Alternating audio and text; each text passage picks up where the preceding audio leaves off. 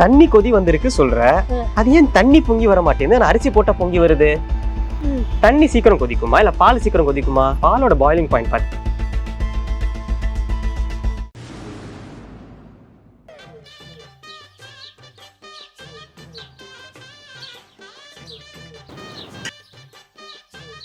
Pongal ready ஆயிடுச்சா? ஏண்டா இப்பதான் தண்ணி கொதி வந்துச்சுன்னு அரிசி போட்டிருக்கேன், இனிமேதான் பொங்கி வரணும்.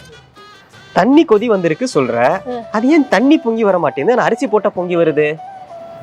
டேய், இப்பதான் நான் அரிசியை போட்டிருக்கேன், இது பொங்கி வரதுக்குன்னு டைம் இருக்கு. வழக்கம் போல இதுக்கும் நீயே வழக்கு கொடுத்துரு. வழக்கம் போல நீயும் கேட்டு தெரிஞ்சுக்கோ. இப்போ அரிசியில பாத்தீங்கன்னா ஸ்டார்ச் அப்படின்னு சொல்லப்படுற ஒரு சப்ஸ்டன்ஸ் இருக்கு. இப்போ நீங்க அரிசி கழுவும் போது பாத்திருப்பீங்களா, உங்களுக்கு ஒரு பிசு தன்மை வருமே, அதுக்கு காரணம் இந்த ஸ்டார்ச் தான். இப்போ நீங்க அரிசி கொதிக்க வைக்கும் போது என்ன ஆகுதுன்னா, இந்த ஸ்டார்ச்ல மேல வந்து ஒரு லேயர் மாதிரி ஃபார்ம் ஆயிடுது. பொதுவா தண்ணி என்ன ஆகும், எவாப்ரேட் ஆகும், அதாவது ஆவியாகி போயிடும். இந்த லேயர் ஃபார்ம் ஆறப்ப என்ன ஆகும்னா, அது வெளியே தள்ளும் போது பபிள்ஸா ஃபார்ம் ஆகுது, அதுதான் அப்படியே பொங்கி வெளியே இருக்குது. தண்ணி கொதிச்சதும் அரிசி போட்டா எப்படி பொங்கி வரும்னு சொல்லிட்டேன், பால் எப்படி பொங்க வரும்? பால் இப்ப எப்படி பொங்கு வருது நான் சொல்றேன். அதுக்கு முன்னாடி ஒரு சின்ன கேள்விமா, தண்ணி சீக்கிரம் கொதிக்குமா இல்ல பால் சீக்கிரம் கொதிக்குமா? ரெண்டுமே ஒரே வாட்டி தான் கொதி வரும். அதுல ஒரு சின்ன டிஃபரன்ஸ் இருக்கு, நான் சொல்றேன்மா. இப்போ தண்ணியும் பாலையும் நீங்க எடுத்துக்கோங்களேன், அதுக்கு முக்கியமான ரீசன் என்ன, பாயிலிங் பாயிண்ட்னு சொல்லுவோம். அதை வச்சுதான் நம்ம எது சீக்கிரம் கொதிக்குதுன்னு சொல்லுவோம். இப்போ தண்ணிக்கு பாத்தீங்கன்னா கிட்டத்தட்ட 100 டிகிரி செல்சியஸ்ல அதோட பாயிலிங் பாயிண்ட் இருக்கும். ஆனா பால்ல பாத்தீங்கன்னா தண்ணியோட சேர்ந்து மற்ற சப்ஸ்டன்ஸுமே இருக்கும். அது என்னன்னு பாத்தீங்கன்னா, இப்ப பால் எடுத்துக்கிட்டோம்னா 87.7% வந்து தண்ணியா இருக்கும், 4.9% லாக்டோஸ் இருக்கும், 3.4% வந்து ஃபேட் இருக்கும், 3.3% புரோட்டீன் இருக்கும். இது இல்லாம 0.7% மினரல்ஸுமே இருக்கும். இது எல்லா பாலுக்குமே பொருந்தாது. பசும்பாலுக்கு ஒரு மாதிரி இருக்கும், எருமை பாலுக்கு ஒரு மாதிரி இருக்கும். இப்போ நம்ம பேக்கெட் பால்லாம் இருக்குல்ல, ஃபுல் கிரீம் ஹாஃப் கிரீம்லாம் சொல்றோமே, அந்த மாதிரி அதுக்கேற்ற மாதிரியுமே இது மாறும். ஆனா நம்ம ஒரு குத்து மதிப்புக்கு இந்த கணக்கு எடுத்துப்போமே. இப்போ தண்ணி எவாபரேட் ஆகிறது நம்மளுக்கு தெரியும், ஆனா அதோட சேர்த்து மற்ற சப்ஸ்டன்ஸும் இருக்குல்ல, இது எவாபரேட் ஆக கொஞ்சம் டைம் எடுக்கும். அதனால பாலோட பாயிலிங் பாயிண்ட் பாத்தீங்கன்னா தண்ணியோட கொஞ்சம் அதிகமா இருக்கும். அப்ப தண்ணி தானே முதல்ல கொதிக்கும்? அதுதான் இல்லம்மா. இப்போ ஸ்பெசிபிக் ஹீட் கெப்பாசிட்டி அப்படின்ற ஒரு கான்செப்ட் இருக்கு. அதுல என்ன சொல்றாங்கன்னா, ஒரு பொருளோட எடை இருக்குல்ல, அதை வந்து ஹீட் ஒரு யூனிட் சேஞ்ச் ஆகணும்னா அதுக்கு எவ்வளவு எனர்ஜியில் எவ்வளவு ஹீட் தேவைப்படுதோ அதுதான் நம்ம ஸ்பெசிபிக் ஹீட் கெப்பாசிட்டின்னு சொல்றோம். இப்போ உதாரணத்துக்கு தண்ணி எடுத்துக்கோங்களேன், அதோட எடை நம்ம 1 கிலோ இருக்குன்னா அந்த 1 கிலோ தண்ணியை 1 டிகிரி சேஞ்ச் பண்றதுக்கு எவ்வளவு ஹீட் தேவைப்படுது. இப்போ தண்ணிக்கு பாத்தீங்கன்னா 4.184 கிலோ ஜூல்ஸ் பெர் கெல்வின் தேவைப்படுது. ஆனா அதே 1 கிலோ பாலுக்கு பாத்தீங்கன்னா 3.93 கிலோ ஜூல்ஸ் பெர் கெல்வின் தான் தேவைப்படுது. ஸோ அந்த கான்செப்ட் படி பாத்தீங்கன்னா பால் தான் சீக்கிரமா பாயில் ஆகும் தண்ணியை விட. இப்போ நீங்க சொல்ற கான்செப்டே வர, இப்போ நான் ஏற்கனவே சொன்ன மாதிரி பால்ல வந்து தண்ணியோட இல்லாம அதோட ஃபேட், லாக்டோஸ், நிறைய அதர் சப்ஸ்டன்சஸ் இருக்கு. இப்போ நம்ம பாலை கொதிக்க வைக்கும் போது என்ன ஆகுதுன்னா, அதெல்லாம் மேல வந்து ஒரு லேயரா ஃபார்ம் ஆகுது. அந்த க்ரீம் லேயர் மாதிரி இருக்குல்ல, அடன்னு நம்ம சொல்லுவோமே, அந்த லேயர் மாதிரி ஃபார்ம் ஆகுது. நமக்கு தெரிஞ்ச மாதிரி தண்ணி என்ன ஆகும், எவாபரேட் ஆகும்போது வெளியே போயிடும். ஆனா அந்த லேயர் ஃபார்ம் ஆகிறப்ப என்ன ஆகும், அந்த லேயர் வந்து அதை வெளியே போகாம தடுக்குது. அப்படி தடுக்கிறப்ப என்ன ஆகுதுன்னா, அதெல்லாம் ஒன்னா சேர்ந்து ஒரேடியா அது வெளியே தள்ளுது. அப்படி தள்ளுறதுனால தான் நமக்கு இந்த பால்லாம் வெளியே பொங்கி வருது. பொங்கல் பொங்கி வரதுக்குள்ள அரிசி எப்படி பொங்க வருது, பால் எப்படி பொங்க வருதுன்னு தெளிவா சொல்லிட்டேடா. அவனே வந்துட்டான். என்ன கீழே நைஸா கரும்பு சாப்பிடுறியா?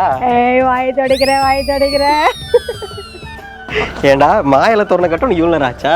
மாயில பறிச்சு கட்டிப்பாரு, உனக்கே தெரியும். நீங்க எப்படி மரம் ஏறி பறிச்சுட்டு வந்தீங்களோ? அது சரிம்மா, நம்ம ஏன் இந்த மாயில தோரணம் கட்டுறோம் தெரியுமா? நானே சொல்றேன். இப்ப பாத்தீங்கன்னா பண்டிகை காலத்துல நம்ம வீட்டுக்கு உறவினர்கள், நண்பர்கள்னு நிறைய பேர் வருவாங்க. இப்படி நிறைய பேர் வரும்போது ரூம்குள்ள இருக்க ஆக்சிஜன் லெவல் கம்மியாயிடும், கார்பன் டை ஆக்சைடு அதிகமாயிடும். அது ஏன்னா நிறைய பேர் சுவாசிக்கிறோம்ல, அதனாலதான். இப்போ இந்த கான்செப்டுக்காக தான் நம்ம வந்து மாயிலை தோரணம் கட்டுறோம். ஏன்னா மாயிலையில ஒரு ஸ்பெஷாலிட்டி இருக்கு. அது என்னன்னா, அது காத்துல இருக்க கார்பன் டை ஆக்சைடை வாங்கிட்டு ஆக்சிஜனை கன்வெர்ட் பண்ணி கொடுக்குது. இதனால உறவினர்கள், நண்பர்கள்லாம் வந்திருக்கும் போது இதை கட்டி வைக்கிறதுனால அவங்களால ஈஸியா சுவாசிக்க முடியுது, ஃப்ரெஷ்ஷா ஆனும் கிடைக்குது. புரியுதா இப்போ ஏன் கட்டுறோன்ட்டு? நல்லா புரியுதா? ஒரு மாயில தோரணத்துக்குள்ள எவ்வளவு ஒரு அழகான சயின்ஸ் இருக்கு பாரு. இதை புரியாம எல்லா ஸ்டைலுக்குன்ட்டு பிளாஸ்டிக்லயும் பேப்பர்லயும் கட்டி வச்சிட்டு இருக்காங்க. கரெக்ட் தான்.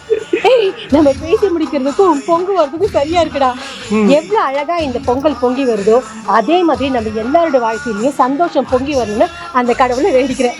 பொங்கலோ பொங்கல். டேய் கத்துங்கடா. பொங்கலோ பொங்கல், பொங்கலோ பொங்கல். நான் செக் பண்ணிக்கிறேன். 3.14 டவுட்டா இருக்கு. Front pocket, sleeve, neck, left side shoulder, right side shoulder, pant pocket, ஜட்டி. இது ப்ளூபர்ல போட்டுறாதீங்க. இது நமக்குள்ளதான் இருக்கணும். கடுகளவு வெளியே கசிஞ்சா கூட முதலாளியை நீ உசுரோட பார்க்க முடியாது. ராத்திரி பூரா நம்ம கூட தானே இருந்தான். அதுக்குள்ள இந்த நியூஸ் எப்படி வெளியே போச்சு? ஸ்பெஷாலிட்டி இருக்கு. அது என்னன்னா கார்பன் டை ஆக்சைடை வாங்கிட்டு ஆக்சிஜனை அது திருப்பி கொடுத்துரும்.